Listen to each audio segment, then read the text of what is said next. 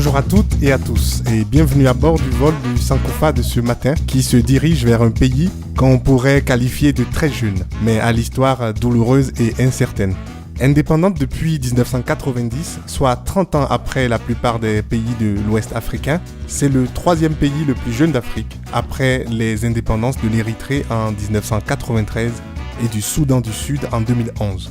Autrefois dite Terre sans nom, puis baptisée Sud-Ouest africain allemand à partir de la colonisation allemande de 1884, il tient son nom actuel du nom d'un désert, le désert du Namib, qui par son inhospitalité a tenu pendant longtemps à distance les premiers explorateurs. Bienvenue en Namibie. Éphéméride africaine, pas mon papa. Après de brèves incursions portugaises au XVe siècle et les explorations néerlandaises du XVIIIe siècle, les Allemands finissent par coloniser les lieux. Ils occupent la côte ouest en 1878 et entreprennent des missions évangélisatrices.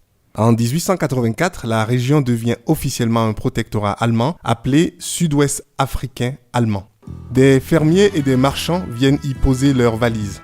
Néanmoins, cette occupation germanique rencontre une farouche résistance, dont celle des héréros, retranchés à l'intérieur des terres.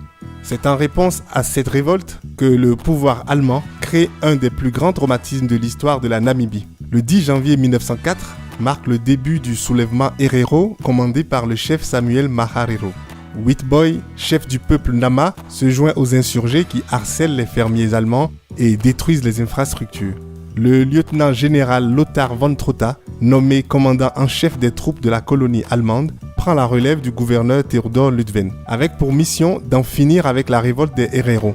Il remporte une victoire décisive à la bataille de Waterberg le 11 août 1904, qui se solde par le massacre des héréros, non seulement des guerriers, mais aussi des femmes et des enfants.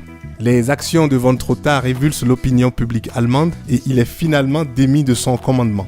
Mais les survivants héréros et leurs alliés Nama sont parqués dans des camps de concentration où ils servent de main-d'œuvre bon marché. Beaucoup d'entre eux meurent de malnutrition et de maladies, et cette répression sanglante, qui dure de 1890 à 1908, fait près de 60 000 morts et à tout d'un génocide, 75% de la population héréro ayant été décimée. Après le traité de Versailles et la capitulation allemande, le pouvoir germanique a pour obligation d'abandonner ses colonies. C'est à ce moment que la Société des Nations place le territoire namibien sous le mandat de l'Union sud-africaine. Sous celui-ci, l'expropriation des fermiers noirs continue au profit des fermiers boers, blancs néerlandais, lesquels obtiennent la majorité des terres. En 1928, la ségrégation y est même instaurée comme en Afrique du Sud. Néanmoins, malgré plusieurs tentatives d'annexion de la part de Pretoria, le territoire namibien demeure séparé de l'Afrique du Sud.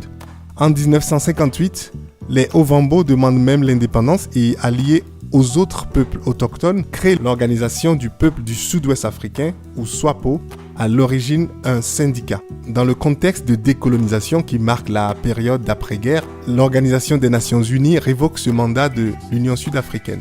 En 1966, le Sud-Ouest africain est alors placé sous tutelle de l'ONU. Ensuite vient 1967 et le début de la guérilla de la SWAPO contre la présence sud-africaine. Un an plus tard, en 1968, le Sud-Ouest africain est rebaptisé Namibie par l'ONU. 1971 enfin sera l'année de reconnaissance par la Cour internationale de justice de l'illégalité de la présence sud-africaine en Namibie. La SWAPO, quant à elle, est reconnue par l'Assemblée générale des Nations unies en 1973 comme seul représentant du peuple namibien. Cette organisation indépendantiste et socialiste, qui mène une lutte armée contre l'occupant sud-africain, bénéficie de l'appui de l'Angola et de Cuba.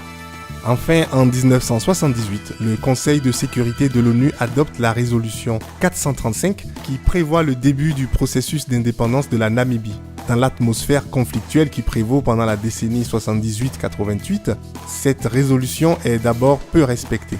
Elle est finalement appliquée dans la foulée des accords conclus entre l'Afrique du Sud, l'Angola et Cuba en décembre 1988. Cette résolution débouchera sur la tenue d'élections en novembre 1989, gagnée par la SWAPO, puis sur l'adoption d'une constitution le 9 février 1990. La dernière colonie d'Afrique est à partir d'aujourd'hui libérée. Le destin de notre pays, La Namibie est maintenant entre nos mains, déclare alors le président Samuel Nujoma en ce 21 mars 90 dans un stade plein comme un œuf de la capitale Windhoek, ce nom néerlandais germanisé qui signifierait « coin du vent ». Mon cliché africain du jour est une marque d'admiration pour le peuple de Namibie, ce beau pays qui a souffert d'un génocide méconnu et dont on parle peu, mais qui jouit d'une bonne stabilité tant politique qu'économique.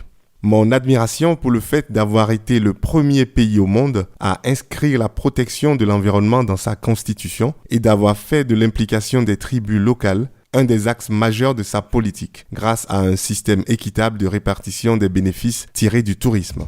Chers amis, voilà pour aujourd'hui. Je vous laisse me parler de vos clichés à vous sur cette partie peu connue de notre Afrique à tous et j'ai hâte de vous retrouver demain pour notre dernier vol de la semaine qui clôt aussi la série sur l'histoire de l'Empire du Mali. Merci donc pour votre fidélité et à demain.